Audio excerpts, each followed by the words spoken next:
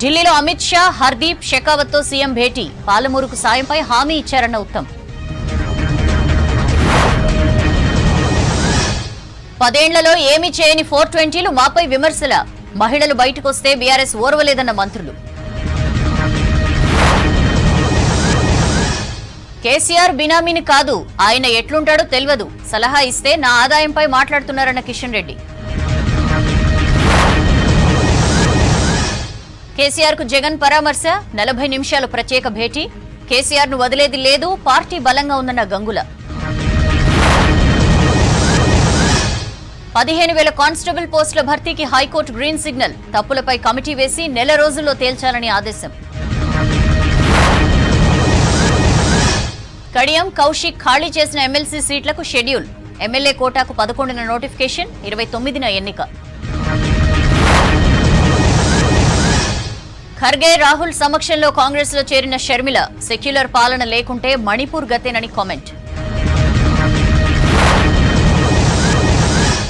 జోడో యాత్రపై AICC meeting. మేనిఫెస్టోపై committee భేటీ. కలిసికట్టుగా ఉందాం, అన్ని వర్గాలను కలపాలన్న ఖర్గే. లక్షద్వీప్ తీరంలో మోదీ విహారం. Scuba diving. ప్రజల కోసం పనిచేసేందుకు స్ఫూర్తినిస్తుందని ట్వీట్. నా అరెస్టుకు ఈడీ, సీబీఐలతో బీజేపీ కుట్ర చేస్తోంది. నిజాయితీనే నన్ను కాపాడుతున్న కేజ్రీవాల్.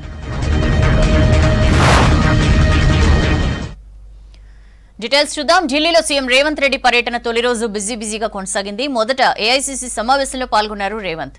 తర్వాత వరుసగా కేంద్ర మంత్రులతో భేటీ అయ్యారు. రాష్ట్ర విభజన సమస్యలు, శాంతి భద్రతలు, రాష్ట్రానికి రావాల్సిన నిధులపై చర్చించారు రేవంత్.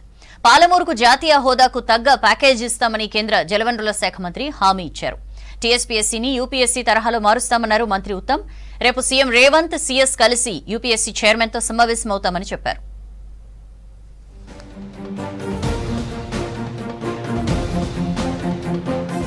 కేంద్ర హోంశాఖ మంత్రి అమిత్ షాతో సమావేశమయ్యారు సీఎం రేవంత్ రెడ్డి. రాష్ట్రానికి సంబంధించిన కీలక అంశాలపై అమిత్ షాతో 20 నిమిషాల పాటు చర్చించారు. ముఖ్యంగా విభజన అంశాలు, పెండింగ్ ఇష్యూస్ పైనే హోంమంత్రితో మాట్లాడారు. శాంతి భద్రతలకు సంబంధించిన అంశాలపై చర్చించారు. అంతేకాదు, రాష్ట్రానికి ఐపీఎస్లను ఎక్కువగా కేటాయించాలని అమిత్ షాను రేవంత్ రెడ్డి రిక్వెస్ట్ చేశారు. కొత్తగా ఏర్పాటైన narcotics control bureau, cyber crime bureau వంటి విభాగాల్లో అవసరాలను తీర్చేందుకు తెలంగాణకు ఐపీఎస్ అధికారుల అవసరాన్ని అమిత్ షాకు వివరించారు ముఖ్యమంత్రి. విభజన సమస్యల పరిష్కారానికి త్వరలో 2 రాష్ట్రాల చీఫ్ సెక్రటరీలను పిలిచి మాట్లాడతానని రేవంత్ కు అమిత్ షా హామీ ఇచ్చారు. ముఖ్యమంత్రితో పాటు సీఎస్ శాంతికుమారి, డీజీపీ రవిగుప్తా, ఇతర అధికారులు హోంమంత్రిని కలిశారు.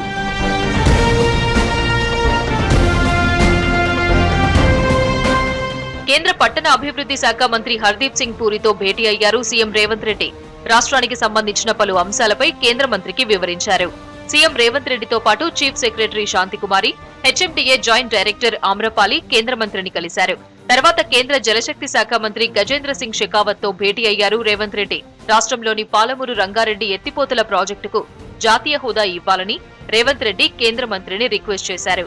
రాష్ట్ర ఇరిగేషన్ మంత్రి ఉత్తమ్ కుమార్ రెడ్డితో పాటు సీఎస్ శాంతికుమారి, ఇతర ఉన్నతాధికారులు రేవంత్ వెంట ఉన్నారు.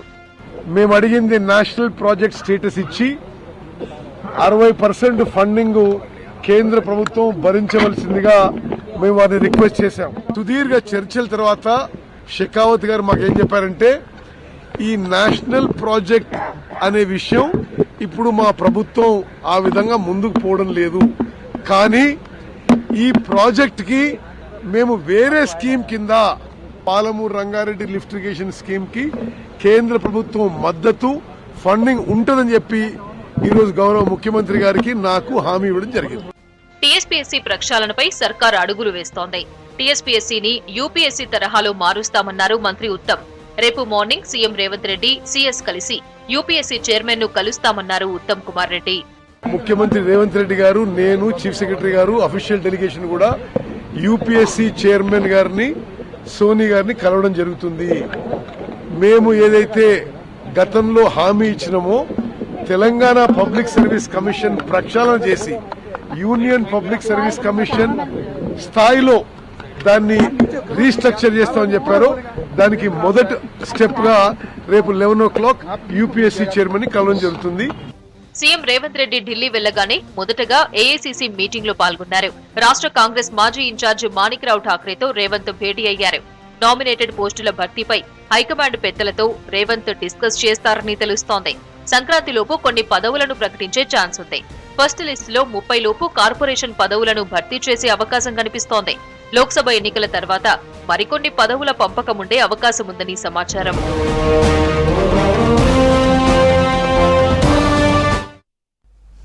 కేటీఆర్ రిలీజ్ చేసిన 420 పోస్టర్ కు కాంగ్రెస్ మంత్రులు గట్టి కౌంటర్ ఇచ్చారు. ప్రజాపాలనను చూసి బీఆర్ఎస్ నేతలు ఓర్వలేకపోతున్నారని అన్నారు. ఘోరంగా ఓడినా బీఆర్ఎస్ నేతల్లో మార్పు లేదన్నారు మంత్రి శ్రీధర్ బాబు. ప్రజలు సంతోషంగా ఉంటే బీఆర్ఎస్ ఓరవడం లేదన్నారు సీతక్క. బీఆర్ఎస్ రాక్షస పాలన పోయిందన్నారు మంత్రి జూపల్లి. కేటీఆర్ సహనం కోల్పోయి మాట్లాడుతున్నారని అన్నారు ఎమ్మెల్సీ జీవన్ రెడ్డి. విద్యా వైద్యంపై ప్రత్యేక దృష్టి సారించామని అన్నారు రాజనరసింహ.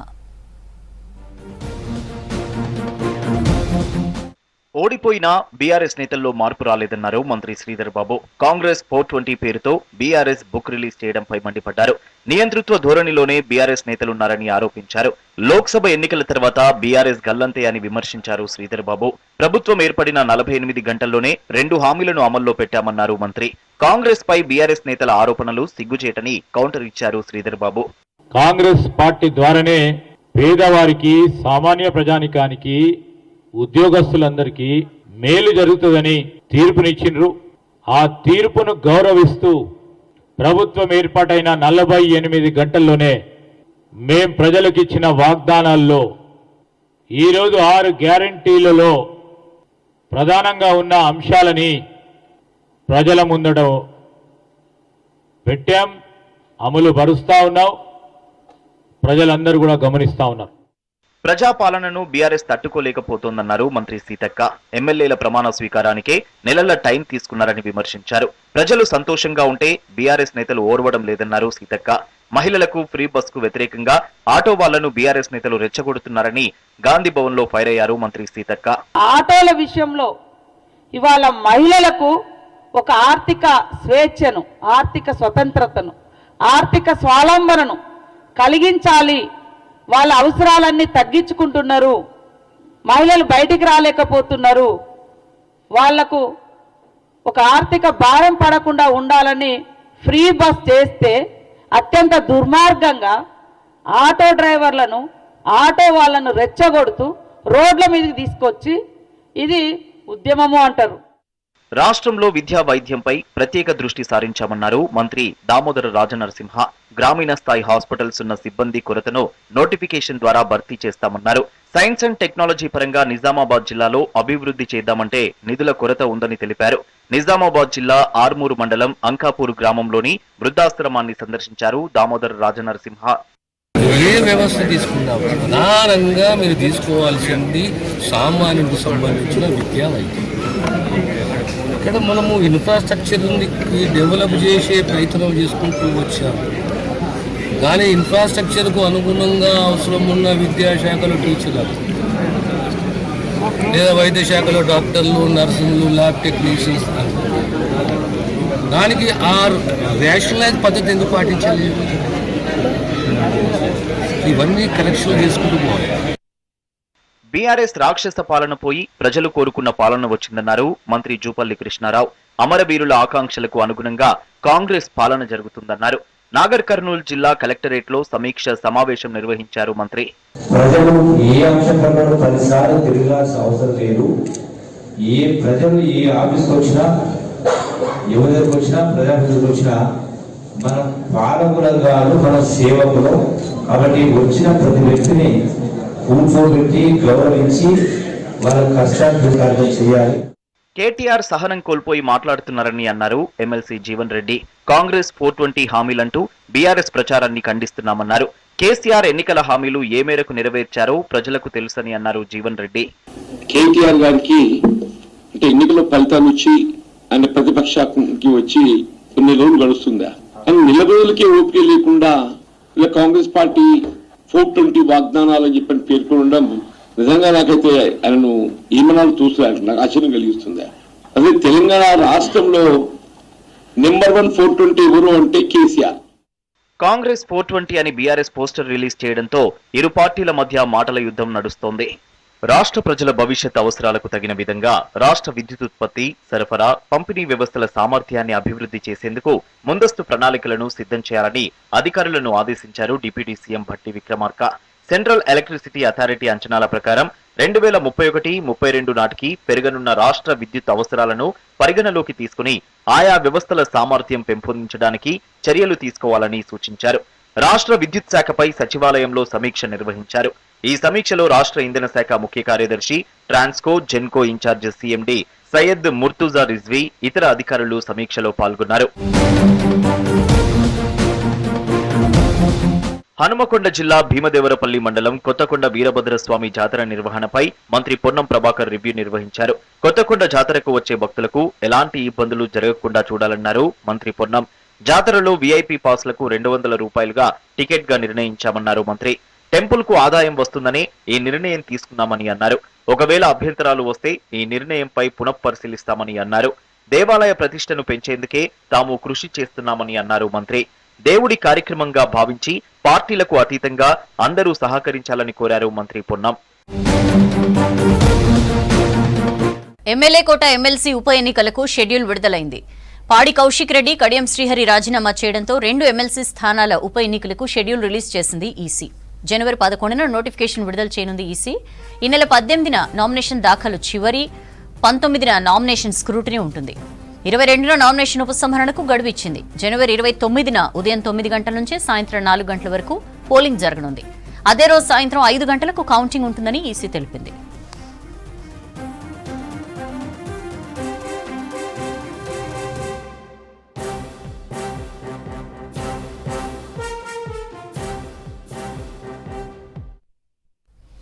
లోక్సభ ఎన్నికలపై ఫోకస్ పెట్టింది బీఆర్ఎస్. ముఖ్య నేతలతో రివ్యూ మీటింగ్ నిర్వహించారు వర్కింగ్ ప్రెసిడెంట్ కేటీఆర్. తమ పార్టీకి చెందిన ఒక్క ఎమ్మెల్యేని చేర్చుకుంటే తాము 10 మంది కాంగ్రెస్ ఎమ్మెల్యేస్ ని చేర్చుకోగలమన్నారు గంగుల. బీఆర్ఎస్ భవన్ కు రెవెన్యూ శాఖ నోటీసులు జారీ చేసింది. పార్టీ ఆఫీసులో వాణిజ్య వ్యవహారాలపై నోటీసుల్లో వివరణ కోరింది. మాజీ సీఎం కేసీఆర్ ను పరామర్శించారు ఏపీ సీఎం జగన్మోహన్ రెడ్డి. ఆరోగ్య పరిస్థితిని అడిగి తెలుసుకున్నారు.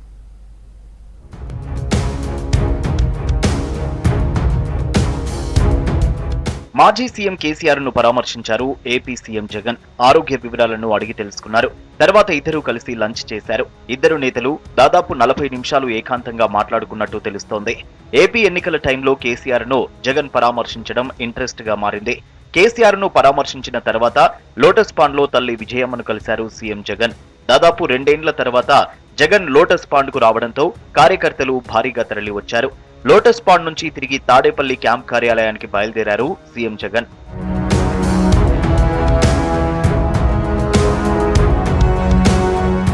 లోక్సభ ఎన్నికలపై ఫోకస్ పెట్టిన బీఆర్ఎస్ ఎంపీ నియోజకవర్గాల వారీగా సమీక్ష సమావేశాలు నిర్వహిస్తోంది. బీఆర్ఎస్ లోక్సభ ఎన్నికల సన్నాహక సమావేశాల్లో భాగంగా కరీంనగర్ లోక్సభ సమావేశం ఏర్పాటు చేసింది. పార్టీ అధినేత కేసీఆర్ ఆదేశాలతో వర్కింగ్ ప్రెసిడెంట్ కేటీఆర్, ముఖ్య నేతలు రివ్యూ మీటింగ్ నిర్వహించారు.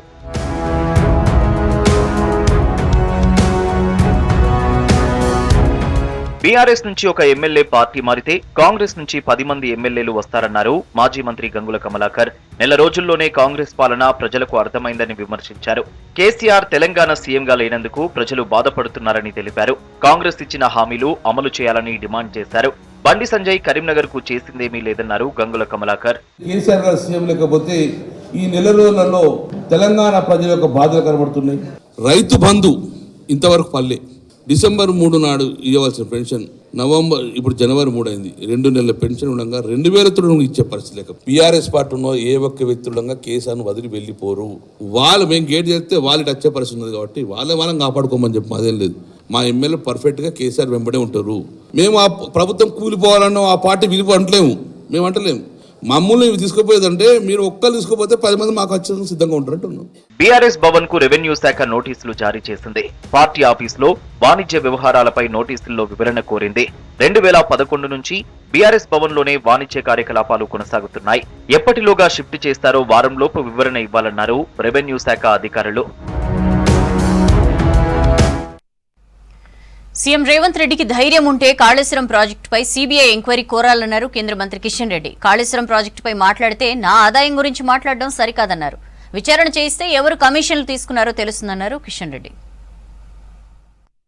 మీరు ఇచ్చినటువంటి హామీ ఏ రకంగా నిలబెట్టుకుంటారనేది మీ విషయం. కానీ నిజంగా మీకు చిత్తశుద్ధి ఉంటే గత 10 సంవత్సరాలుగా బీఆర్ఎస్ పార్టీ దుర్మార్గంగా రేషన్ కార్డులు ఇవ్వలేదనే విషయం అందరికీ తెలుసు. తెలిసిన తర్వాత మీరు రేషన్ కార్డులు ఏ రకంగా అడుగుతున్నారో నాకైతే అర్థం కావడం లేదు. ఉద్యమకారులకు 250 గజాల స్థలము, అదేవిధంగా 4000 పెన్షన్. ఆల్రెడీ పెన్షన్ డాటా ఉంది. ఎవ్రీ మంత్ రాష్ట్ర ప్రభుత్వం పెన్షన్ ఇస్తుంది. మరి కొత్తగా దరఖాస్తు ఎందుకు అడుగుతా ఉన్నాను? కొత్త వాళ్ళు పెట్టుకోమని చెప్పి అర్థం ఉందండి. ఇప్పటికే పెన్షన్ వస్తున్నటువంటి వాళ్ళు, ఇప్పటికే రైతు బంధు కింద పొందుతున్నటువంటి వాళ్ళు కాకుండా ఇంకెవరు ఉంటే పెట్టుకోమని చెప్పండి. కానీ ఆల్రెడీ మీ దగ్గర రాష్ట్ర ప్రభుత్వం దగ్గర ఆన్లైన్ లో డాటా ఉంది, ఇంప్లిమెంటేషన్ డాటా ఉంది. అయినా ఎందుకని అడుగుతా ఉన్నాను. ఇది పూర్తిగా వచ్చేటువంటి పార్లమెంట్ ఎన్నికల లోపల ప్రజలను దరఖాస్తుల పేరుతో కాంగ్రెస్ నాయకుల ఇంటి చుట్టూ, కాంగ్రెస్ ఎమ్మెల్యేల ఇంటి చుట్టూ తిప్పుకునేటువంటి కార్యక్రమే తప్ప, ప్రజలను కష్టపెట్టే కార్యక్రమే తప్ప మరొకటి కాదు అనే విషయాన్ని నేను ఈ సందర్భంగా. వైఎస్ఆర్ తెలంగాణ పార్టీ కాంగ్రెస్ లో విలీనమైంది. ఆ పార్టీ అధ్యక్షురాలు షర్మిల కాంగ్రెస్ లో చేరారు. కాంగ్రెస్ హైకమాండ్ వెళ్లమంటే ఏపీనే కాదు అండమాన్ అయినా వెళ్తానన్నారు వైఎస్ షర్మిల. తెలంగాణలో కేసీఆర్ ను ఓడించినట్లు దేశంలో బీజేపీని ఓడించడమే తమ లక్ష్యమన్నారు షర్మిల.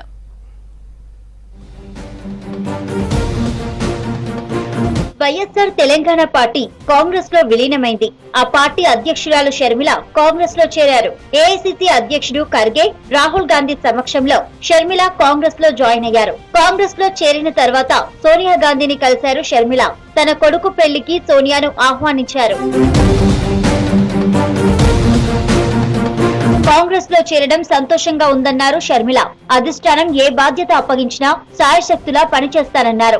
రాహుల్ గాంధీని ప్రధానిగా చేయడం తన తండ్రి వైఎస్ రాజశేఖర్ రెడ్డి కల అన్న షర్మిల ఆ బాధ్యతని తాను కూడా తీసుకుంటానన్నారు. సెక్యులర్ పార్టీ అధికారంలో లేకుంటే అన్ని రాష్ట్రాల్లో మణిపూర్ గతేనని హెచ్చరించారు షర్మిల. ఈ రోజు చాలా సంతోషంగా ఇండియన్ నేషనల్ కాంగ్రెస్ పార్టీలో విలీనం కావడం జరుగుతుంది. రాజశేఖర్ రెడ్డి గారు చనిపోయే నాటికి కూడా కాంగ్రెస్ పార్టీకి సేవ చేస్తూనే చనిపోయారు. ఏ కళ అయితే రాజశేఖర రెడ్డి గారు రాహుల్ గాంధీని ప్రధానమంత్రిని చేయాలి అని మనస్ఫూర్తిగా కోరారో అది నెరవేర్చడానికి రాజశేఖర రెడ్డి గారి బిడ్డ మనస్ఫూర్తిగా పనిచేస్తుంది. కాంగ్రెస్ హైకమాండ్ వెళ్లమంటే ఏపీనే కాదు అండమాన్ అయినా వెళ్తానన్నారు వైఎస్ షర్మిల. తెలంగాణలో కేసీఆర్ ను ఓడించినట్లు దేశంలో బీజేపీని ఓడించడమే తమ లక్ష్యమన్నారు. కాంగ్రెస్ పార్టీ నాకు ఏ బాధ్యత ఇచ్చినా ఏపీఏ కాదు అండమాన్ లో అయినా సరే నమ్మకంగా పనిచేస్తాం. వాళ్ళు గౌరవంతో ఆహ్వానించడం జరిగింది. మేము రాజశేఖర్ రెడ్డి గారి కళ నెరవేర్చేందుకు బీజేపీ పార్టీని ఎలా అయితే కేసీఆర్ గారిని అక్కడ గద్దెదించామో బీజేపీ పార్టీ మన దేశానికి అధికారంలో ఉండడం మంచిది కాదు అని తలంచి రాహుల్ గాంధీని ప్రధానమంత్రిని చేసుకోవాలి, కాంగ్రెస్ పార్టీని అధికారంలోకి తీసుకురావాలి అని మనస్ఫూర్తిగా తలంచి చేరడం. షర్మిల కాంగ్రెస్ లో చేరడంతో ఆమెకు ఏ బాధ్యతలు అప్పగిస్తారనే దానిపై ఆసక్తి ఏర్పడింది. ఏఐసీసీలో పనిచేస్తారా లేక ఏపీ బాధ్యతలను అప్పగిస్తారా అనే దానిపై జోరుగా చర్చ నడుస్తోంది. ఢిల్లీలో ఏఐసీసీ సమావేశంలో పలు కీలక అంశాలపై చర్చించింది అధిష్టానం. రాహుల్ గాంధీ భారత్ జోడో న్యాయ్ యాత్ర, 2024 లోక్సభ ఎన్నికల గెలుపు, ఇండియా కూటమి సీట్ల పంపకాలపై చర్చించారు. తర్వాత తొలిసారి మేనిఫెస్టో కమిటీ భేటీ అయింది. ఈ నెల 14న మణిపూర్ నుంచి రాహుల్ భారత్ జోడో న్యాయ్ యాత్ర మొదలవుతుందని కాంగ్రెస్ రూట్ మ్యాప్ రిలీజ్ చేసింది. 66 రోజుల్లో 6700 కిలోమీటర్ల మేర యాత్ర కొనసాగనుంది. ఢిల్లీలో ఏఐసీసీ ముఖ్య సమావేశం జరిగింది. ఏఐసీసీ చీఫ్ మల్లికార్జున ఖర్గే అధ్యక్షతన దాదాపు 3 గంటల పాటు కొనసాగిన ఈ భేటీలో రాహుల్ గాంధీ, ప్రియాంక గాంధీ, వేణుగోపాల్ సహా ఏఐసీసీ ప్రధాన కార్యదర్శులు, కాంగ్రెస్ పాలిత రాష్ట్రాల సీఎంలు, పీసీసీ చీఫ్లు, సీఎల్పీ నేతలు పాల్గొన్నారు. ఇండియా కూటమి పార్టీల మధ్య సీట్ల పంపకం, మణిపూర్ నుంచి మహారాష్ట్ర వరకు రాహుల్ చేపట్టే భారత్ జోడో న్యాయ్ యాత్రకు సన్నాహాలపై చర్చించారు.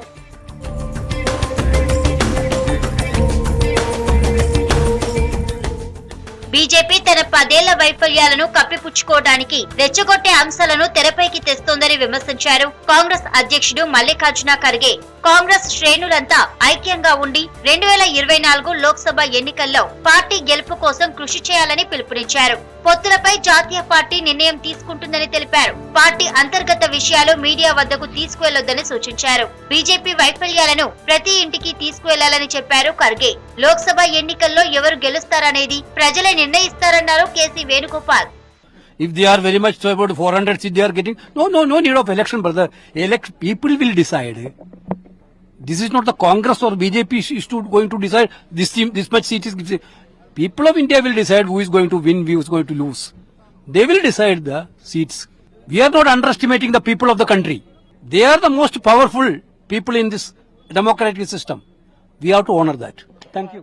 ఈశాన్య రాష్ట్రాల్లో భారత్ న్యాయ యాత్ర ప్రారంభమవుతుందన్నారు కాంగ్రెస్ సీనియర్ నేత జైరాం రమేష్. రాహుల్ న్యాయ యాత్రకు సంబంధించి రూట్ మ్యాప్ ను ఆయన రిలీజ్ చేశారు. ఈ యాత్రలో పాల్గొనాల్సిందిగా ఇండియా కూటమి నేతలందరికీ ఆహ్వానాలు పంపుతామని చెప్పారు. పార్టీ సమావేశంలో ముఖ్యంగా 2 అంశాలపైనే చర్చ జరిగిందని జైరాం రమేష్ తెలిపారు. 2024 లోక్సభ ఎన్నికల్లో అనుసరించాల్సిన వ్యూహాలపై రాహుల్ గాంధీ త్వరలో చేపట్టే భారత్ జోడో న్యాయ యాత్ర గురించి చర్చ జరిగింది. हमारे पार्टी के लंबे इतिहास में और हमारे देश के इतिहास में भी भारत जोड़ो यात्रा एक मील का पत्थर साबित हुआ. भारत जोड़ो न्याय यात्रा, न्याय तो मकसद ही है. हमारे संविधान के प्रस्तावना में शुरुआत ही सामाजिक, आर्थिक और राजनीतिक न्याय से होता है. सर्वसम्मति से यह निर्णय लिया गया. भारत जोड़ो यात्रा से जो हमने सफलता हासिल की थी आगे ले चलना चाहिए. इसलिए इस यात्रा का नाम भारत जोड़ो न्याय यात्रा होगा. ఢిల్లీలో తొలిసారిగా మేనిఫెస్టో కమిటీ సమావేశమైంది. లోక్సభ ఎన్నికలపై చర్చించారు నేతలు. వచ్చే వారం మరోసారి భేటీ అవుతామన్నారు కాంగ్రెస్ ఎంపీ చిదంబరం. మేనిఫెస్టో ప్రకటించడం అనేది అత్యంత కీలకమన్నారు Chidambaram. This is the first meeting of the manifesto committee. The most important decision is we'll meet again next week. Nothing has been decided today. This was an exchange of preliminary thoughts and ideas and how we proceed with the drafting of the manifesto. There's nothing to report as such. But I'll tell you, the next meeting will be next week. ఇప్పటికీ manifesto కమిటీలో ఏమీ తేల్చలేదన్నారు MP Shashi Tharoor. పటిష్టమైన manifesto ఉండాలని నమ్ముతున్నామన్నారు. తాము ఇచ్చే మేనిఫెస్టోను ప్రజలు నమ్మేట్లు ఉండేలా చూస్తామన్నారు Shashi Tharoor.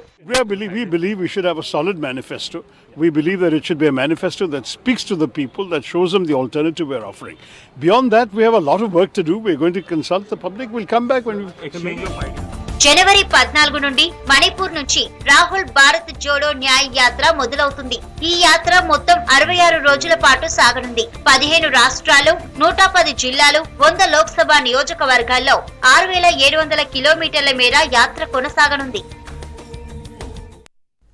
That's all for now. Stay tuned.